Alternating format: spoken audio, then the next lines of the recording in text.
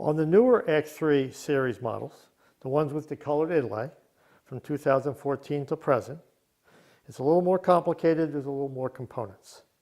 First step, turn it over and replace or take out the 16 screws that hold the handle in place. 12 up here and 4 down here.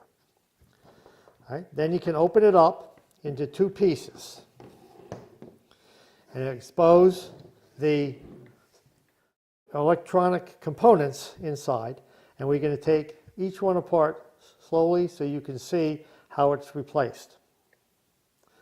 First, the rheostat. The rheostat knob on the outside, you must pull off the knob.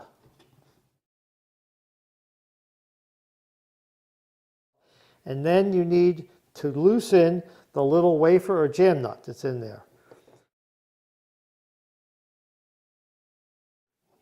You may need a pliers to start it, and then it can be done by hand.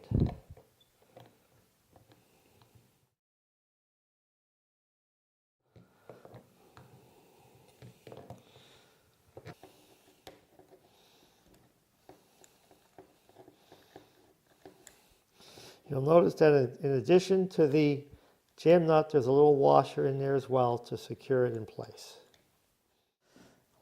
Once the rheostat is removed from the handle, you then disconnect the connector that's in the housing is on the circuit board itself. Pull straight out. Sometimes they attach a little gum rubber that secures it in place better. There's no need to replace that. It fits in snug enough, it's not necessary. Once you've taken out the old defective rheostat, to replace it with a new one, you reverse the process. Step 1 is attach the wires with this connector into the housing on the circuit board. Then take the rheostat stem and push it through the frame, turn it over,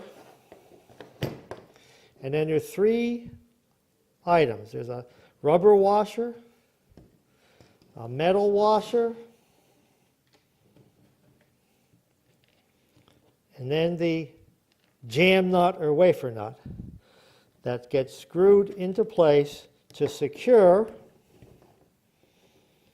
the stem onto the handle frame. You may need pliers to tighten it the last few turns. And then reapply the knob.